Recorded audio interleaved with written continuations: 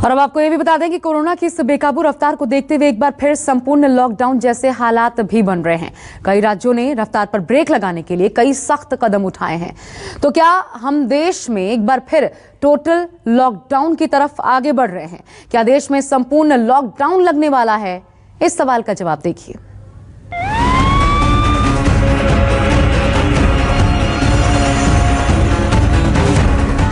Night curfew की गिरफ्त में दिल्ली। एनसीआर में नाइट कर्फ्यू की नाकेबंदी। मध्य प्रदेश में लॉकडाउन की मार। सभी लोग मास्क लगाने का विशेष ध्यान दें। महाराष्ट्र के अस्पताल हाउसफुल। बिहार में कोरोना सुनामी का अलर्ट। कोरोना ने जो टॉप गियर बदला है उसे एक बार फिर देश टोटल लॉकडाउन की दहलीज पर आ गया है। नाइट कर्फ्यू और मिनी लॉकडाउन से इसकी उल्टी गिनती भी शुरू हो चुकी है। इस वक्त महाराष्ट्र की हालत बहुत ज्यादा खराब है। मरने वालों की संख्या में लगातार बढ़ोतरी हो रही है। कर्नाटक में धारा 144 लगा दी गई है। दिल्ली में नाइट कर्फ्यू है, बावजूद इसके केसेस में कोई कमी नहीं आ रही है। कोरोना की दूसरी लहर ने सबसे ज्यादा महाराष्ट्र को अपनी चपेट में लिया है। महाराष्ट्र में मुंबई, नागपुर, कोल्हापुर और पुणे में कोरोना महामारी ने विकराल रूप ले रखा है। कोरोना पर काबू पाने के लिए पूरे महाराष्ट्र में वीकेंड लॉकडाउन लगाया गया। वीकेंड लॉकडाउन के साथ साथ पूरे राज्य में नाइट कर्फ्यू का भी ऐलान किया गया। पुणे में बेहद जरूरी सेवाओं को छोड़कर सब कुछ बंद रखने का फैसला किया गया। पुणे में लगातार बिगड़ते हालातों को देखते हुए सेना की मदद लेने पर विचार किया जा रहा है। कोरोना संक्रमण के आंकड़ों में लगातार हो रही बढ़ोतरी बद से बदतर होती जा रही है। 322 लोगों की मौत पिछले 24 घंटे में महाराष्ट्र में हुई है, जबकि 23 मौतें मुंबई में अब तक 24 घंटे में हो चुकी है। आंकड़े लगातार बढ़ते जा रहे हैं, जो राज्य सरकार और स्थानिक प्रशासन की चिंता को और बढ़ा रहे हैं।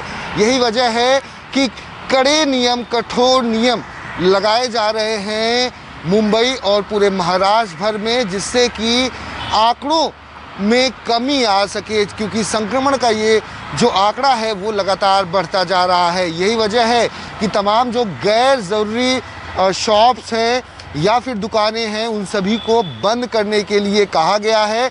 अगर कोई भी खोलता है दुकान और शॉप्स खोलता है या मॉल्स खोलता है तो उस पर कड़ी कार्रवाई की जाएगी। यूपी में भी कोरोना मरीजों का ग्राफ लगातार और तेजी से ऊपर चढ़ रहा है। कोरोना के मामलों को देखते हुए उत्तर प्रदेश में भी नाइट कर्फ्यू की शुरुआत कर दी गई है। यूपी में तेजी से बढ़ते कोरोना मामलों पर सीएम योगी सख्त। लखनऊ, वाराणसी, काशी, प्रयागराज में नाइट कर्फ्यू। एनसीआर में भी नाइट कर्फ्यू लागू। अफसरों को भीड़ भाड़ पर रोक लगाने के आदेश दिए गए। साथ ही आदेश नहीं मानने पर लोगों का चालान करने का आदेश दिया गया। नियम तोड़ने वाली जगहों को तुरंत सील करने के लिए भी कहा गया। तेजी से फैल रहे कोरोना संक्रमण को देखते हुए राजधानी लखनऊ समेत कई शहरों में आज से नाइट कर्फ्यू लागू कर दिया गया है। जानकारी के मुताबिक राजधानी लखनऊ में नगर निगम की सीमा क्षेत्र में रात 9 बजे से लेकर सुबह 6 बजे तक ये कर्फ्यू लागू रहेगा। इसके अलावा जो ग्रामीण क्षेत्र हैं वहां पर कर्फ्यू लागू नहीं रहेगा। अब तक की जानकारी के मुताबिक मुख्यमंत्री योगी आदित्यनाथ ने तमाम सारे अधिकारियों के साथ जो बैठक की, उसमें योगी आदित्यनाथ ने सर्वाधिक जो प्रभावित जिले हैं उसकी समीक्षा की और कहा कि जहां पर भी 500 से ज्यादा अधिक संक्रमित हैं और रोज 1000 नए मरीज मिल रहे हैं, वहां जो जिलाधिकारी हैं वो रात का कर्फ्यू लगा सकते हैं। स्कूल कॉलेजों में जो छुट्टी है उसमें अगर परीक्षाओं को छोड़कर बात की जाए तो जो भी फैसला जिलाधिकारी जरूरी समझेंगे वो ले सकेंगे। पिछले साल पूरे देश से मजदूरों के पलायन के बाद से बिहार पर संकट के बादल मंडरा रहे हैं और अब कोरोना की दूसरी लहर ने बिहार में संक्रमण की तादाद बढ़ा दी है। बिहार में हालात ऐसे बन गए हैं कि डॉक्टर विस्फोटक हालात बता रहे हैं। हमको लगता है कि इस महीने के एंड तक बिहार में भी केसेस बढ़ते ही जाएंगे और 15 में या उसके आसपास से फिर केसेस कम होना शुरू होंगे। ये पिछले बार की एक्सपीरियंस के हिसाब से कह सकते हैं। बाकी जैसा समय हम बताएंगे। महाराष्ट्र के साथ सीमा शेयर करता मध्य प्रदेश भी कोरोना की मार से परेशान है। शिवराज सरकार कोरोना को काबू करने की हर कोशिश में जुटी है, लेकिन फिलहाल हालात बेकाबू ही नजर आ रहे हैं। मध्य प्रदेश सरकार ने छत्तीसगढ़ के साथ बस संचालन को 15 अप्रैल तक के लिए स्थगित कर दिया है। संक्रमण रोकने के लिए ही सरकार ने 13 जिलों में रविवार के बाद अब शनिवार को भी लॉकडाउन की तैयारी कर ली है। जबलपुर, भोपाल और इंदौर में रात 10 बजे से सुबह 5 बजे तक कर्फ्यू लागू। रेस्टोरेंट और पब को 50% संख्या के साथ खोलने की अनुमति दी गई। प्रदेश में आखिरी आदेश तक सभी स्कूल कॉलेज बंद रखने के आदेश दिए गए हैं। सार्वजनिक कार्यक्रमों में 50% लोगों को ही आने की अनुमति दी गई है। हालात ज्यादा गंभीर होने पर प्रदेश में दोबारा लॉकडाउन लगाने पर भी विचार किया जा रहा है। पूरे मध्य प्रदेश में सभी शहरों में शुक्रवार को शाम को 6 बजे से लेके शनिवार, इतवार और सोमवार के सवेरे 6 बजे तक शहरी क्षेत्र बंद रहेंगे, लॉकडाउन रहेगा। कोरोना की बढ़ती रफ्तार को देखते हुए तमाम राज्य सरकारों ने अपने अपने यहाँ सख्ती बढ़ा दी है।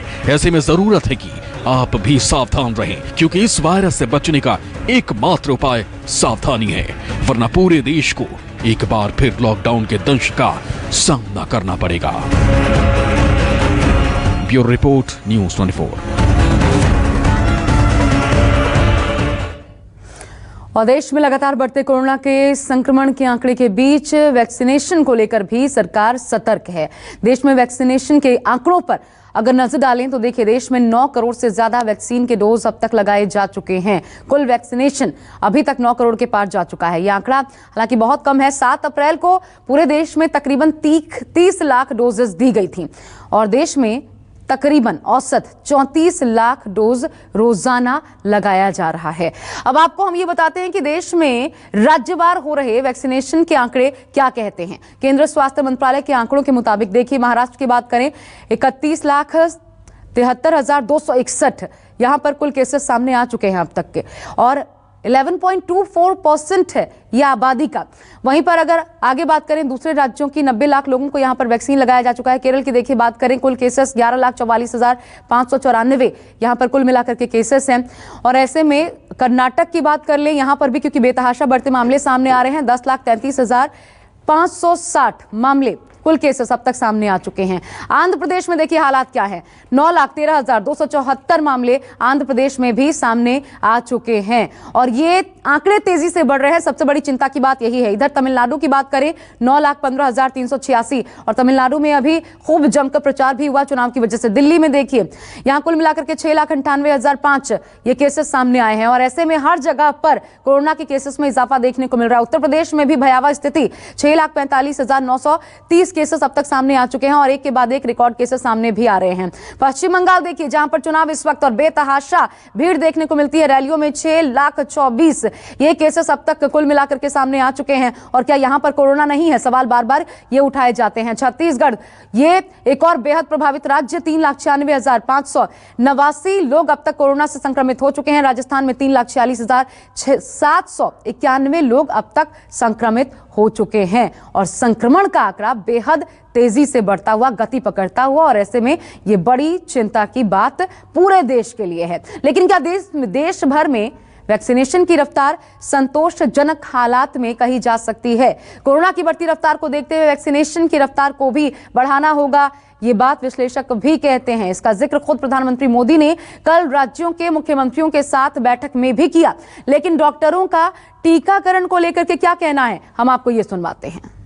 मेरा ये मानना है कि जो भी गवर्नमेंट की तरफ से कोविड वैक्सीन लेने के लिए सक्षम है, उनको ये वैक्सीन जरूर लेनी चाहिए। जिन लोगों को एलर्जी है वैक्सीन से पास्ट में, उन्हीं को ये वैक्सीन नहीं लेनी चाहिए। और अगर उनके कोई ऐसी दिक्कत है जिसकी वजह से उनको प्लेटलेट डिसऑर्डर या हीमोफीलिया, क्लॉटिंग डिसऑर्डर्स हैं, तभी ये वैक्सीन नहीं लेनी चाहिए। और अगर कोई प्रेग्नेंट है, बच्चे को दूध पिलाते हैं या 18 साल से कम उम्र के हैं, उनको भी वैक्सीन नहीं लेनी चाहिए। इधर टोटल लॉकडाउन की आशंका के बीच एक बार फिर वही तस्वीरें सामने आ रही हैं जो देश इससे पहले देख चुका है। पिछले साल मार्च में जो तस्वीर नजर आई थी, लोगों के चेहरे पर लॉकडाउन की दहशत देखने को मिलने लगी है। हाल ये है कि लॉकडाउन के डर से लोग फिर एक बार अपना घर बार छोड़कर वापस अपने गांव की तरफ रुख करने लगे हैं।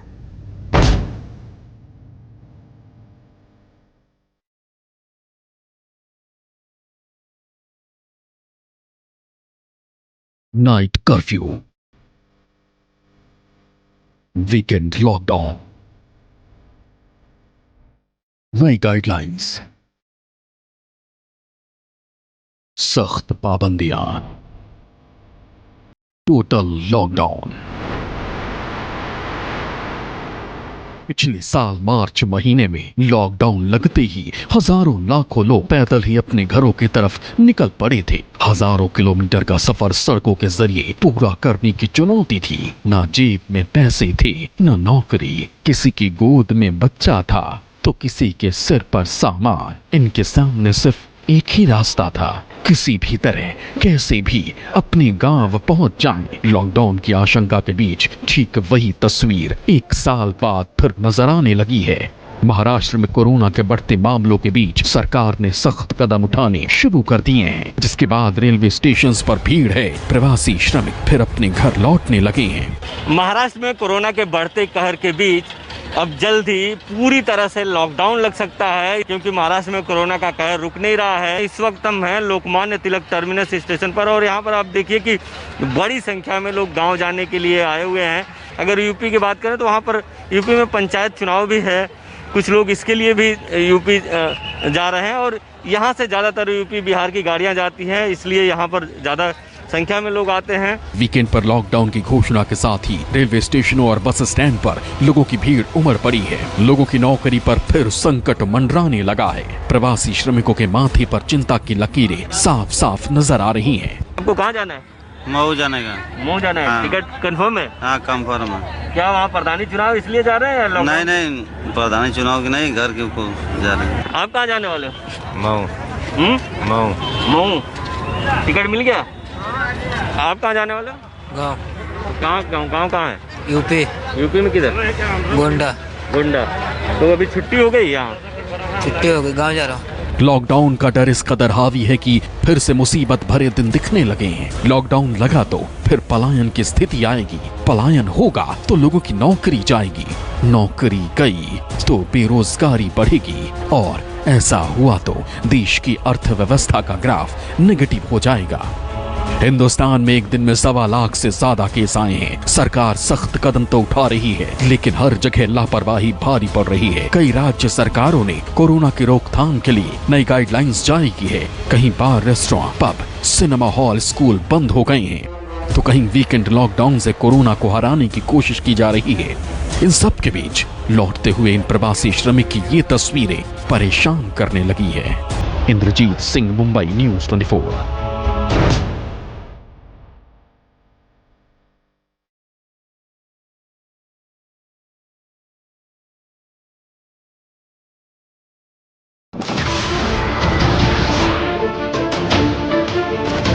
नमस्कार, मैं हूं मानक गुप्ता। अगर आपको हमारा ये वीडियो पसंद आया हो तो इसे लाइक और शेयर जरूर करें और हाँ, हमें सब्सक्राइब और फॉलो करना ना भूलें ताकि आप देश और दुनिया की कोई खबर मिस ना करें। तो जुड़े रहिए हमारे साथ और देखते रहिए न्यूज़ 24।